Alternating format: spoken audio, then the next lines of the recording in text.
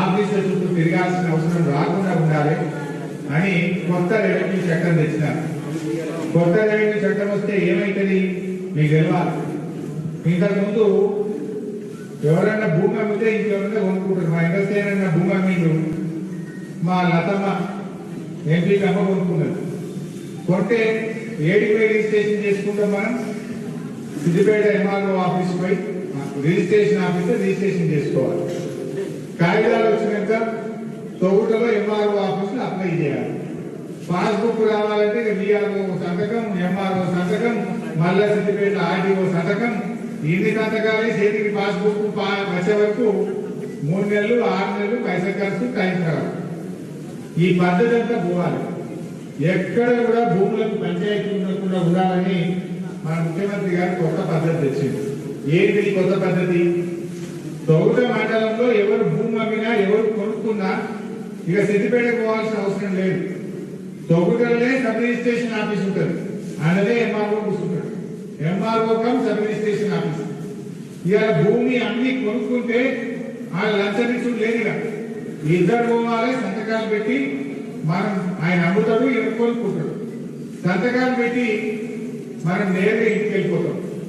వారం లోపల మీ కొనుక్కున్న రిజిస్ట్రేషన్ కాగితాలు, పాస్బుక్, పహారీ అన్ని కూడా పోస్టుని ఇంటికి వస్తాయి. ఎక్కడ తెలియదు. వారం లోపల ఇవ్వకపోతే ఎంఆర్ఓకు పెనాల్టీ విడిచిపెట్టేది. ఇక మా రైతు అనే వ్యక్తి ఎక్కడ కూడా దరఖాస్తు పెట్టేది లేదు, దండం పెట్టేది లేదు, తిరిగేది లేదు. ఇది 100 ఏళ్ల కోసం. వాస్తవానికి గట్టి పంచాయతీలు చాలా ఉన్నాయి ఊళ్ళల్లో. కొలవడానికి ఏడీ సర్వే ఆఫీస్ లో పైసలు కట్టి రావాలి. వాళ్ళకి కొలవాలి. వాళ్ళకి చిన్నాడు రైతు ఉన్నాడు, పక్క పంటోడు ఉన్నాడు. ఇవన్నీ సమస్యలు పోవాలి. అందుకే ఇప్పుడు జిల్లాకు డిజిటల్ సర్వే చేపిస్తున్నాం. ఈ డిజిటల్ సర్వేలో ఇక మనం రూపాయి ఖర్చు పెట్టేది లేదు. ప్రభుత్వమే గ్రామానికి అధికారులను తోలిస్తుంది, డిజిటల్ సర్వే చేస్తారు, గెట్టు పెడతారు. నీది పాస్బుక్ తయారు చేసి నీ చేతిలో పెట్టి ఆ గ్రామం అయిపోయినాక పక్క ఊరుకుపోతారు. ఇక ఈ ఊరు ఆ ఊరు, ఈ రైతు ఆ రైతు లేదు. మొత్తం తెలంగాణ అంతా కూడా డిజిటల్ సర్వే చేసి రెవెన్యూ సమస్యలు లేని రాష్ట్రంగా మన తెలంగాణను మార్చుకోబోతాము. ఇది చాలా మంచి పని. ఇక మంచి పర ఇవాళ మీకు కూడా కొన్ని పాస్బుక్లు ఇస్తున్నాం. ఇవాళ 355 మందికి ఇవాళ పాస్బుక్లు ఇస్తున్నాం. వాస్తవానికి మీరు అదృష్టవంతులు. పాపం రామలింగ గారికి లేడు. ఎందుకు అదృష్టవంతులు అంటున్నాంటే మీ డిజిటల్ సిగ్నేచర్ అయి బుక్లు ప్రింటింగ్ పోయినాయి, పాస్బుక్లు ప్రింటింగ్ పోయినాయి. ఆ రోజు నాకు బాగా గుర్తు, రామలింగారెడ్డి గారు కొట్టాడిని కలెక్టర్ తో, అరే బుక్లు వచ్చే వరకు లేట్ అయితే సార్ మా వాడకాలం రైతు బంధు పోతుంది మా వాళ్ళే, మరి బుక్కులు లేట్ అయితే మా రైతు బంధు ఏం కావాలని కొట్టాడి బుక్కు రాకుండా రైతు బంధు వేయించింది మీ అందరికీ రామలింగారెడ్డి గారు. వచ్చిన వాడకాలం రైతు బంధు బుక్కు రాకముందే పైసలు పంపింది. పాపం ఈ ఘనత కీర్తి చేసి రామలింగారెడ్డి మంచి లేకపోయా కానీ ఆయన ఆ రోజు మీకోసం ప్రయత్నం చేసింది. ఇంకెవరైనా ఇతరో ముగ్గురో మిగిలిపోతే కూడా ఇప్పుడు యాసంగి పంటకు మళ్ళీ 5,000 ఇస్తాం కదా. వానకాలం 5,000 అయితే 2 రోజులలోనే అందరికీ పడ్డాయి బ్యాంకుల పైసలు. ఒకటే రోజు ఊళ్ళో అందరికీ సెల్ ఫోన్లలో కిస ఫోన్లు వచ్చినాయో మెసేజ్లు మొత్తున్నాయో ఫోన్లు. ఒక్కడే నాడు ఊళ్ళో అందరికీ పైసలు పడ్డాయి. ఎవరు మిగిలిపోతే తెలియబడ్డాయి. 2 రోజులలో అందరికీ పడ్డాయి. రేపు యాసంగి పంటకు కూడా మళ్ళీ ఎకరానికి 5,000 రూపాయలు మీ అందరికీ కూడా వేస్తారు. అయితే ఈ పాస్బుక్లు మీకు లంచాలు ఉండద్దు, ఇబ్బంది ఉండద్దు అని చెప్పి ఇవాళ ఈ పాస్బుక్ల పంపిణీ కార్యక్రమాన్ని మేము పెట్టుకున్నాం. అందరూ కూడా తీసుకొని పోవాలి. దయచేసి ఏ రైతు కూడా తీసుకోకుండా పోవద్దని చెప్పి నేను కోరుతా ఉన్నాను. మీ అందరికి తెలుసు, మన కేసీఆర్ అంటేనే, మన టీఆర్ఎస్ ప్రభుత్వం అంటేనే రైతు ప్రభుత్వం. రైతుకు మేలు చేయడం కోసమే ఆలోచన చేస్తాం. మీరే ఒక్కసారి నేను చెప్పేది నిజమా కాదా ఆలోచించండి. తెలంగాణ రాకముందు ఎరువుల కోసం ఈ తొగుట మండలంలో ఇబ్బంది పడ్డామా లేదా?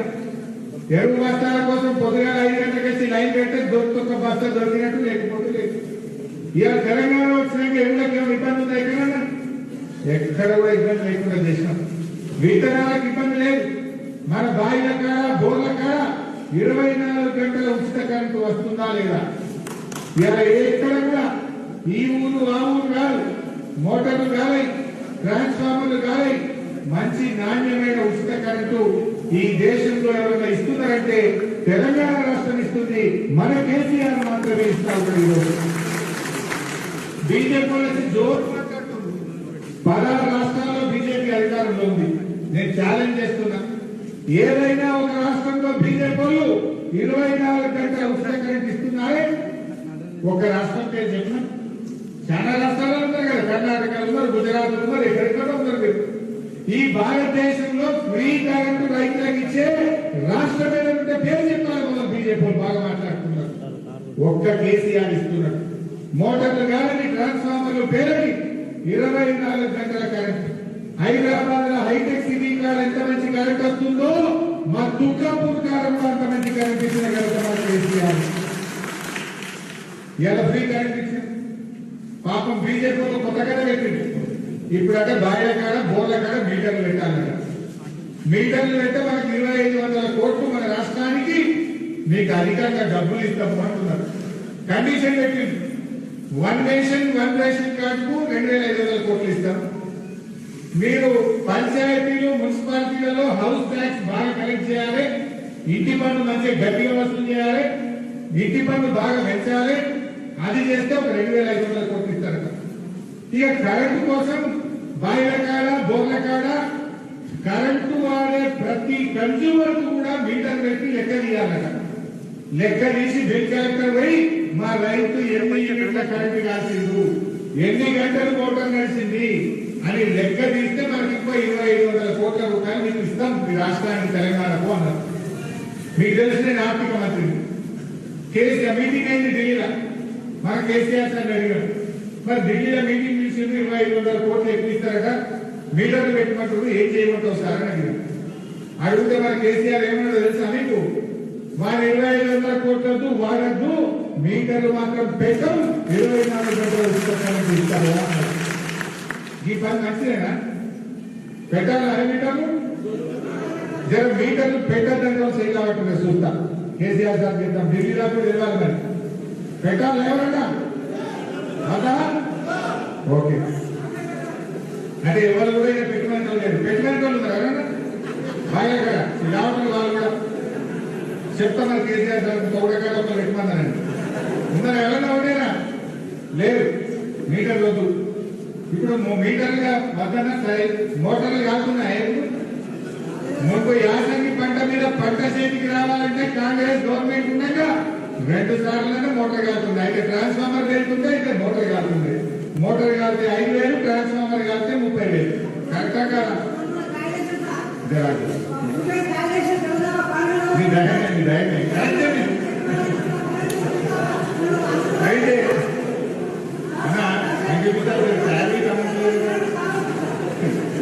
అయితే అయితే ఈరోజు మనకు మోటార్లు కాలుతారు. అదేవిధంగా 3వ విషయం ఆలోచించేది రైతులు పెట్టుబడి సాయం. ఒకవేళ అప్పు కావాలంటే దొరకకపో. ఇవాళ వానకాలం 5,000 వచ్చినాయి, రేపు యాసంగి పంట కూడా 5,000 వస్తాయి. ఈ దేశంలో బీజేపీలను, కాంగ్రెస్ నేను అడుగుతా ఉన్నా, రైతు బంధు కింద ఏ రాష్ట్రంలో ఏ ముఖ్యమంత్రి అయినా రైతుకు ఎకరానికి 10,000 పెట్టుబడి సాయం చేసుకోవడం ఈ దేశంలో? కేసీఆర్ తప్ప, టీఆర్ఎస్ ప్రభుత్వం తప్ప ఈ దేశంలో రైతుకు 10,000 ఇచ్చే పార్టీ గవర్నమెంట్ ఉన్నదా? మరి ఏ బొమ్మ పెట్టుకునే స్థితి ఉందని 10,000 రూపాయలు పెట్టుబడి సాయం ఇచ్చేది ఒక తెలంగాణ, ఒక కేసీఆర్. ఇవాళ 24 గంటల ఫ్రీ కరెంట్ ఇచ్చేది ఒక తెలంగాణ, ఒక కేసీఆర్. రైతులు 5 లక్షల రూపాయలు బీమా. ఎవరైనా రైతు చనిపోతే అదృష్టం బాగలేక వారం లోపల 5 లక్షల రూపాయలు ఇంటికి పంపేది భారతదేశంలో ఒక్క కేసీఆర్, ఒక టీఆర్ఎస్ ప్రభుత్వం మాత్రమే ఇస్తా ఉంది. ఇవన్నీ కూడా మనం చేస్తున్నాం. రాలేమన్నా కదా, ఒక దుబ్బాక కాన్స్టిట్యున్సీలో 544 మంది రైతులు చనిపోతే మనిషికి 5 లక్షల రూపాయలు 544 మంది రైతులు వారం లోపల ఇచ్చిన మా పైసలు. ఇగో ఈ రకంగా మన ప్రభుత్వం పనిచేస్తుంది. మన యాసంగి పంట మక్కలు పడినాయి, వడ్లు పడినాయి, కొన్నమా కొనలేదే చెప్పుడు. ఇదే మన చనిపోయిన రామలింగన్న ఊరికి వచ్చి వడ్ల కొనుగోలు కేంద్రానికి కొబ్బరికాయ కొట్టలే, మక్కల సెంటర్ స్టార్ట్ చేయలే, వడ్ల పైసలు 3 వద్దులలో బ్యాంకులలో కొన్న వడ్లకు పైసలు రాలే. నీకు మక్కలకు వారం లోపల పైసలు ఇవ్వలే. దయచేసి ఆలోచన చేయండి. మనమేమో మంచిగా చేసుకుంటున్నాం. ఇప్పుడు ఢిల్లీలో ఉంటే కేంద్ర ప్రభుత్వం అట విదేశీ మక్కలు తెచ్చి తోటకాడ కోలేకపోతాడు. ఆఫ్రికాకి మక్కలు తెచ్చారట్టుగా విదేశీ మక్కలు తెచ్చి మన తోటల్లో మన తుకాపూర్లో పోల్ట్రీ ఫామ్ లో కోలేకపోతాడు. మరి మన మక్కలు కూడా బుక్కాలి, మన మక్కలు ధర రావాలి. పోయిన యాసంగి పంటలో ఉన్న మక్కలే గొడవలు ఉన్నాయి. తెలంగాణ మక్కలు దేశంతమైన మక్కలు అమ్ముడు పోతలే ఉన్న రైతుకు ధర వస్తుందంటే నాయన అంటే ఇప్పుడు ఫారిన్ మక్కలు తెచ్చి తెలంగాణ పోలేకపోతే మరి తెలంగాణ మక్కలు కొనుక్కుంటారు. దీనికి ధర ఎట్లా రావాలి? దయచేసి రైతు సోదరులు ఆలోచించాలి. రైతుకు మేలు చేయాలంటే మీరు ఫారిన్ మక్కలు తెస్తారా? అంటే ఎవరికి లాభం? ఫారిన్ మక్కలు తెచ్చి భారతదేశంలో కోళ్ళకు వస్తే ఎవరికి లాభం? తెలంగాణ రైతుకు లాభం అవుతుందా? తెలంగాణ రైతుకు ధర పెరుగుతుందా? దీనివల్ల తెలంగాణ రైతులకు నష్టం రాదా? మనందరం కూడా వానాకాలం మక్కలు వద్దనుకున్నాం, యాసంగికి వెళ్దాం అనుకున్నాం. మన సిద్దిపేట జిల్లాలో 1,24,000 ఎకరాల్లో మక్క పంటది. 1,24,000 ఎకరాల్లో మక్క వేస్తారు మన దగ్గర. మరి మన మక్కలకి ఎవరు కొనాలి? ధర ఎట్లా వస్తుంది? మన మక్కలు ఎవరు ఊకాలి? నువ్వు ఫారిన్ మక్కలు తెచ్చి మన కోళ్ళకి పోతే మన మక్కలకు ధర ఎట్లా రావాలి? ఈ పని చేసిన బీజేపీ వాళ్ళకి ఇంకా మనం ఎందుకు ఓట్లు వేయాలి? దయచేసి రైతు సోదరులు మీరు ఆలోచించాలని నేను కోరుతాను. కావాలంటే ఫారిన్ మక్కలు కొనాల్సిన కాయిదా నేను మీకు పంపుతా, ఊళ్ళలో మీకు పంపిస్తా. కేంద్ర ప్రభుత్వం విదేశాలకే మక్కలు కొనడానికి ఇచ్చిన ఉత్తర్వుల కాపీలు మీ ఊరికి పంపిస్తా. మరి ఆ మక్కలు ఎవరి లాభం కోసం కొంటున్నారు? మీరు ఆఫ్రికాకి వేరే దేశానికి మక్కలు తెచ్చి మనకి ఎంత లాభం అవుతుందో వాళ్ళ సమాధానం చెప్పాలా ఉందా? మీరే ఆలోచించండి దయచేసి. ఇవాళ రైతుకు మనం ఒక్కటొక్కటిగా చేసుకుంటా పోతున్నాం. రేపు రాబోయే రోజుల్లో మొన్న ఇంటింటికి నల్ల పెట్టి మంచినీళ్ళు తెచ్చాం. మా అక్క చెల్లెలకు బాధలు పోయి ఒకనాటికే తొక్క మండలంలో పక్కపడ్డ సిద్దిపేట కేసీఆర్ ఉండగా నీళ్లు తెచ్చిండు. బక్రీ చెప్పాల పొన్నారా ఈ దాకా వచ్చినాయి నీళ్లు, యువతల మనకు మాత్రం నీళ్లు రాలేదు. వచ్చినాయి. ఆ రోజు ఇక్కడ ఉన్న ఎమ్మెల్యేలు చేసిండ్రా? చేయలేదు. కానీ వాళ్ళ కేసీఆర్ గారు ఆనాడు సిద్దిపేట ఎమ్మెల్యేగా ఎట్లయితే నీళ్లు తెచ్చిండో ఇవాళ రాష్ట్రానికి ముఖ్యమంత్రిగా ఆనాడు సిద్దిపేటలో ఇచ్చినట్టు రాష్ట్రంలోని ప్రతి పల్లెకు కూడా ఇంటికి నల్లబెట్టి మంచినీళ్ళు ఇచ్చింది. మా అక్కచెల్లెలు చెప్పాలి, 70 ఏళ్ళు కాంగ్రెస్ వాళ్ళు తెలుగుదేశం వాళ్ళు ఉండే ఎండన మంచినీళ్ళు వచ్చినాయక్క. ఎండాకాలం వచ్చినాయంటే ఎమ్మెల్యే వస్తే మొత్తం బిడ్డలే ఆడారు. బిడ్డలతోనే స్వాగతం చెప్తారు. బోరింగ్లు కొట్టి కొట్టి చేతులు నొప్పి పెట్టినాయి. నీళ్లు ట్యాంకర్ల వెనుకపోయి బిడ్డలు పట్టుకొని నీళ్లు మోసి భుజాలు కాయలు కాసినాయి. ఇవాళ ఎక్కడన్నా తొందర ఏ ఊళ్ళోనన్నా మంచినీళ్ళకి ఇబ్బంది ఉందా అక్క? ఇవాళ ఇంటింటికి నల్లబెట్టి మన కేసీఆర్ స్వచ్ఛమైనటువంటి మంచినీళ్ళు ఇచ్చింది టీఆర్ఎస్ ప్రభుత్వం కాదా? ఈ దేశంలో ఏ ముఖ్యమంత్రి ఇచ్చిండు? ఏ పార్టీ ఇచ్చిండు? ఇక మొత్తం కాంగ్రెస్ వాళ్ళు బీజేపీ వాళ్ళు అడుగురు. ఏ రాష్ట్రానికి పోదామా? బీజేపీ పాలిత రాష్ట్రానికి పోదామా? కాంగ్రెస్ పాలిత రాష్ట్రానికి పోదామా? ఈ దేశంలో ఏ రాష్ట్రంలోనైనా ఇంటింటికి నల్లబెట్టి స్వచ్ఛమైన మంచినీళ్ళు ఇచ్చే రాష్ట్రం ఉందా? దయచేసి మీరు ఆలోచించండి. అంతేకాదు ఎట్లయితే ఇంటింటికి త్రాగునీరు వచ్చిందో రేపు ప్రతి ఎకరానికి కూడా ఈ కోకటలో దుబ్బాకలో సాగునీరు కూడా వచ్చే సంవత్సరంలోగా ఇస్తాం. ఇక బాయితో పని లేదు, బోర్తో పని లేదు, కాలు వచ్చి ఈ పొలం వాకిట్లో నీళ్లు మారిస్తారు. ముఖం మొగులు పెట్టి కాలం అవుతుందా లేదా అని చూడవలసిన అవసరం లేదుగా. కాళేశ్వరం నీళ్లతోని ఏడాదికి 2 పంటలు బ్రహ్మాండంగా పండించేటువంటి పరిస్థితి ఉంటుంది. మొన్ననే మన కేసీఆర్ మనకు పామాయిల్ తోటలు కూడా పెంచుకుంటే బాగా లాభం వస్తుందని సిద్దిపేట జిల్లాకు 50,000 ఎకరాల పామాయిల్ తోటకు కూడా మనకు అనుమతించింది. పామాయిల్ వేసుకుంటే ఎకరానికి ₹1,00,000 ఆదాయం వస్తుంది రైతులకు. ఈ జిల్లాలో రైతులకు మేలు జరగాలని 50,000 ఎకరాలకు సిద్దిపేట జిల్లాకు పామాయిల్ తోట పెంపకానికి కూడా మనకు అనుమతి ఇవ్వడం జరిగింది. ఇట్లా మనం రైతుల కోసం పనిచేస్తున్నాం. మనమేమో ఫ్రీ కరెంటు, మనం రైతు బంధు, రైతు బీమా, మద్దతు ధర, రెవెన్యూ సంస్కరణలు ఇంకా ఒక్కొక్కటి మనం చేస్తున్నాం.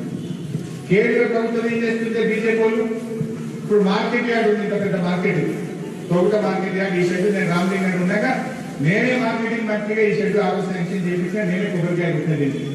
మంచిగా ఉండాలని కట్టుకున్నాం. కానీ ఇప్పుడు ఢిల్లీలో మన కొత్త వ్యవసాయ చట్టం తెచ్చింది. ఏం తెచ్చింది కొత్త వ్యవసాయ చట్టం? మార్కెట్ యార్డ్ ఉండేట్టుగా రైతు పండించిన పంట ఎక్కడికైనా పోయి అమ్ముకోవచ్చట. నువ్వు పండించిన మక్కలో, కందులో, శనగలో, వడ్లో బొంబాయికో ఢిల్లీకో నాగ్పూర్కో షోలాపూర్ పోయి నువ్వు అమ్మాలట. లేకపోతే ఢిల్లీకి వెళ్ళి బొంబాయికి వెళ్ళి షోలాపూర్కి వెళ్ళి టాటాలు అంబానీలు రిలయన్స్ కంపెనీలు వచ్చి తొందరగా ఉంటారట. వాడొచ్చి ఇక్కడ కూడా వచ్చి నువ్వు పోయి అక్కడ అమ్మచ్చాడు. బాగానే ఉంది. నువ్వు నీకుండే ఎకరం కదా 2 ఎకరాలు 3 ఎకరాల మక్కల నువ్వు బొంబాయికి పోయి అమ్ముతావు, షోలాపూర్ పోయి అమ్ముతావు. నీ దానికి రావు నీ పైసలు. ఇప్పుడు ఈ తొంగ మార్కెట్ ఉంటే పక్కకుండా ఉండే వీడు అమ్మి వీడేమన్నా కొన్నోడు తిరిగి చేసిందనుకో మార్కెట్ కమిటీ చైర్మన్ ఉంటాడు, ఒక మార్కెట్ సెక్రటరీ ఉంటాడు. ఆయన పట్టుకొని గట్టిగా ఏం రాబోయే ధర తక్కువ వచ్చింది కొందరేని సంగతి ఏంటి అంటారు. ఈ మార్కెటే లేకుండా అయిపోతే రేపు రిలయన్స్ లో టాటా వాళ్ళు కొంటారు. వాడు మనకి పైసలు లేకపోయినా సరిగా ధర లేకపోతే బొంబాయి పోయాడు అని దొరుకుతారా? మార్కెట్ ఎవరిని నిర్వీర్యం చేసే విధంగా, మార్కెటింగ్ వ్యవస్థ దెబ్బతీసే విధంగా కొత్త వ్యవసాయ చట్టం తెచ్చింది వాళ్ళ కేంద్రంలో ఉండే బీజేపీ ప్రభుత్వం. ఇది నేను చెప్పడం కాదు. నిన్నటిదాకా వారి ప్రభుత్వంలో మంత్రిగా ఉన్న ఒక మహిళ, పంజాబ్ చెందినటువంటి మహిళా మంత్రి, అయ్యా ఈ వ్యవసాయ చట్టం బాగలేదు, మా పంజాబ్ రైతుల నడ్డి విరుగుతుంది, మా మార్కెట్లు మూతపడతాయి, మా రైతులకు ధర రాదు అని నరేంద్ర మోడీ గారి ప్రభుత్వంలో ఉన్న మంత్రి రాజీనామా చేసి మీ మంత్రి పదవి నాకు వద్దు, నేను రైతులు ఎక్కుంటా అని చెప్పాడు. దీనికి ఏ సమాధానం చెప్తారు? మీ మంత్రి నీ చట్టం బాగలేదు, నీ బిల్లులు బాగలేదు బయటకు. ఇవాళ దేశం మొత్తం కూడా బీజేపీ ప్రభుత్వం చేసిన కొత్త వ్యవసాయ చట్టం మీద ధర్నాలు, ఆందోళనలు, రాస్తారోకోలు, రైలు రోకోలు, నిరసనలు, రాజీనామాలతో అట్టుడుతుంది ఆ దేశం అంతా. అదే తెలంగాణలో మన కేసీఆర్ తెచ్చిన కొత్త రెవెన్యూ చట్టం మీద దేశం మొత్తం కూడా ఇవాళ హర్షిస్తాము. మొత్తం తెలంగాణ వ్యాప్తంగా ర్యాలీలు జరుగుతున్నాయి, హర్షాతిరేకాలు వ్యక్తమవుతున్నాయి, పాలాభిషేకాలు జరుగుతూ ఉన్నాయి. ఇవాళ మొత్తం రైతాంగం కూడా ఇవాళ ఈ రాష్ట్రంలో చాలా సంతోషంగా ఉన్నారు. ఇంతకంటే ఉదాహరణ ఏం కావాలి? ఎవరు రైతు కోసం పనిచేస్తున్నాడో మనకు అర్థం కాయట్లేదా అని నేను అడుగుతా ఉన్నాను. నువ్వు వారిని మక్కలు తెచ్చి తెలంగాణ రైతు వర్గంలో మట్టి కొట్టాలి, మీటర్లు పెట్టి ఆగం చేస్తానికి, ఈత కట్టుకున్న మార్కెట్లన్నీ బంద్ అయ్యేటట్టుగా కొత్త వ్యవసాయ చట్టం తెచ్చి మార్కెట్ కమిటీలను నిర్వహణ చేసే ప్రయత్నం చేసిన తర్వాత కూడా తెలుసో తెలియకో మన తుక్కాపూరనో తౌటనో వేదగాడినో ఎవరన్నా మనం 100 ఓట్లు వేసి మనకు బీజేపీలకు ఏమంటారు? నేను మీటర్ పెట్టాను 100 మంది చేసింది అనగా, నేను మార్కెట్ లేకుండా చేస్తాను నాకు 100 మంది చేసి అంటడా, మక్కలు ఎత్తి తెలంగాణ మక్కలకు ధర లేకుండా చేసినా మాకు ఎత్తుకున్నారు అంటరా? ఇది నేను చెప్పింది వాస్తవమా కాదు దయచేసి ఆలోచించి. అదేవిధంగా ఈరోజు ఆడపిల్ల పెళ్లికి కళ్యాణ లక్ష్మి కింద 1,16,000 రూపాయలు ఇస్తా ఉన్నాం. ఇవాళ మీరు బిడ్డ కానుకుపోతే సిద్దిపేట గవర్నమెంట్ దవాఖానకు మీ బిడ్డని కానుకు తీసుకపోతే కేసీఆర్ కిట్ ఇచ్చి ₹1 ఖర్చు లేకుండా లోపల బిడ్డకి అన్నం పెట్టినాం, బయట తల్లికి కూడా వేడి అన్నం పెట్టినాం, 12,000 రూపాయలు ఇచ్చినాం, ఆటో కిరాయి లేకుండా తీసుకొచ్చి తొగుటగా దించినామా లేదా? ఇవాళ ఇంతకుముందు ఎక్కడ బిడ్డనో కోడలో కానుకపోతే ఇంటికి రోజు మనం అదేమంటారు టిఫీ డబ్బా తీసుకోపోదు. ఇప్పుడు ఉంది ఆ పరిస్థితి. తల్లికి పిల్లకి ఇద్దరికి కూడా వేడి అన్నం పెడుతున్నాం, ₹1 ఖర్చు లేకుండా ఇలా కేసీఆర్ కిట్ ఇస్తున్నాం. ఎక్కడైనా ఉందా ఈ దేశంలో? దయచేసి ఆలోచన చేయండి. ఇంకా మనం బాగా చేసుకుందాం. ఇవాళ డబ్బులు పెట్టుకుని ఇంకొకటి ఉన్నారు. ఒకటి ఏం కోరుకుంటారంటే ఇంటడికి జాగలో ఎవరికి వాళ్ళని ఇల్లు కట్టియాలని కోరుకుంటా ఉన్నారు. దాన్ని కూడా తప్పకుండా మొన్నటిదాకా 3,000 ఇల్లు ఇచ్చిన దుబాక కట్టింది. కాలనీ కొన్ని చోట్ల ఊరికి 50, 30, 100, 200 కట్టింది. కానీ కొన్ని చోట్ల ఏం డిమాండ్ ఉందంటే గుడిసేలు ఉన్నాయి, గుర్రెపెంటలు ఇల్లు కూలిపోతున్నది. అక్కడనే మా ఇంటి జాగ్రత్త మేమే ఇల్లు కట్టుకుంటాం, గవర్నమెంట్ నుంచి సాయం చేయమని అడుగుతున్నారు. మన బడ్జెట్ లో 1,00,000 ఇల్లు శాంక్షన్ చేయడానికి అసెంబ్లీలో నేనే ఆర్థిక మంత్రిగా శాంక్షన్ తీసుకున్నా. అసెంబ్లీలో 1,00,000 ఇల్లు ఉన్నాయి. జర 5 నెలలకే కరోనా వచ్చింది. మనం ఒక్కసారి కరోనాకు వచ్చి తగ్గగానే ఇండివిజువల్ హౌసులు కూడా శాంక్షన్ చేసుకుందాం. దుబ్బాకలో ప్రత్యేకంగా సిద్దిపేటలో ఇస్తాం, గజ్వేల్లో ఇస్తాం, తొలకలు ఇస్తాం, దుబ్బాకలు ఇస్తాం, తెలంగాణ మొత్తం కూడా ఇస్తాం. ఇండివిజువల్ ఇల్లు కూడా తీసుకొచ్చే బాధ్యత నాకు. నేను మీతో కోరేది ఒక్కటే, దయచేసి ఇవాళ ఎంతైనా మన కేసీఆర్ ఉన్న ప్రేమ దుబ్బాక మీద తొలక మీద ఇంకా బీజేపీలకు కాంగ్రెస్ లకు ఉంటారు. మీరు తొలకలు గట్టిగా మోటార్ సైకిల్ మీద కిక్కు కొట్టే 10 నిమిషాలు నా ఇంటికాడ ఉంటుంది సిద్దిపేట. ఏ ఆపద పడ్డా, సంపద పడ్డా, ఏ పని కావాలన్నా అన్న అంటే హరీష్ అన్న నేను ఉండా అని నేను మీతో ఉంటాను. కొంతమంది వస్తున్నారు, మానవుడు వీడోడు వస్తున్నాడు. వీని అడ్రస్ తెలుసా? ఎవరు వీళ్ళు తెలుసా? ఎక్కడుంటారో హరీష్ అన్న ఎక్కడంటే ఏ ఆటో దొరుకుతాడు. ఇలా బాగా మంది తెలిసిందా? ఎవరికైనా చాలా మంది తెలియకపోతే ఆటో ఎక్కి హరీష్ అన్న ఇంకా కాబట్టి వాడేస్తారు. అక్కడ తెలియని ఆటో ఉంటారా? చెప్పేట మరి దయచేసి ఆలోచన చేయండి. ఇక ఎవరెవరో వచ్చి ఇక మైకు దొరికింది కదా అని ఎవరైనా ఇష్టం పెట్టుకొని నరకంగా మనం దయచేసి ఆగం కావద్దు. ఇంకా 3-3.5 ఏళ్ళు మన గవర్నమెంట్ ఉంటుంది. మీ దయ మీ అందరి ప్రేమతోని ఇలా కేసీఆర్ ముఖ్యమంత్రిగా ఉన్నాడు, నేను ఇక్కడ మంత్రిగా ఉన్నాను. నేను 100% ఈ తొగుట ప్రజల కష్ట సుఖాల్లో, దుర్భాగ ప్రజల కష్ట సుఖాల్లో, సిద్దిపేట ప్రజలు ఎక్కడ చూసుకున్నాడో మిమ్మల్ని కూడా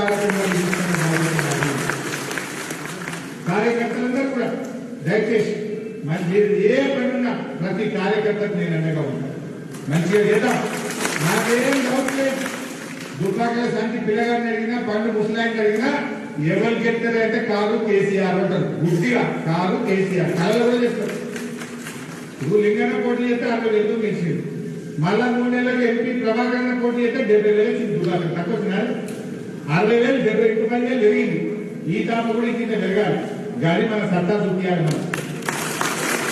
మనం జెడ్పీడీసీ గారు సిట్టించింది కొన్ని రోల్ బ్యాక్ ఇచ్చేది మిగిలిన ఒక 2-3 వందలు చేపియం అంటుడు వీడియో లేక తప్పకుండా అది కూడా 100% ఆ మిగిలిపోయిన 2-3 వందలు కూడా తీసుకెళ్ళి యాడికి వచ్చింది. ఒక దుబ్బాక కాన్స్టిట్యున్సీగా నెలకు 57,900 పింఛన్ ఇస్తున్నాం. ఒకటి కాదు 57,900 మనిషికి 2,000 రూపాయలు ఇస్తున్నాం. మొన్న కరోనా వచ్చింది. కరోనా వస్తే గవర్నమెంట్ ఆమదాని తగ్గింది. 15,000 కోట్లు వచ్చే కాడ అంతా 7,000, 8,000, 9,000 ఎక్కువ ఒక నెల 10,000 వచ్చింది. ఒక నెల అయితే 3,000 వచ్చింది. 3,000 వచ్చినా మనం ఏం చేస్తుంది? ఎవరికి జీతం కోసం? మంత్రుల జీతాలు కోసిండు, ఎమ్మెల్యేల జీతాలు కోసిండు, ఉద్యోగస్తుల జీతాలు కోసిండు. పెన్షన్ వాళ్ళకి మాత్రం బరాబర్ 2,000 పంపిందా లేదా కేసీఆర్? 6 కిలోల కాడ 10 కిలోల బియ్యం ఫ్రీగా ఇచ్చిందా లేదా? కిలో కందిపప్పు వచ్చిందా లేదా? ఫ్రీ కరెంట్ వచ్చిందా లేదా? రైతు బంధు పైసలు వచ్చినాయా లేదా? కళ్యాణ లక్ష్మి చెక్ వచ్చిందా లేదా?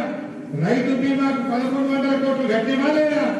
అంటే మన ప్రభుత్వం ఎవరి కోసం పనిచేస్తుంది?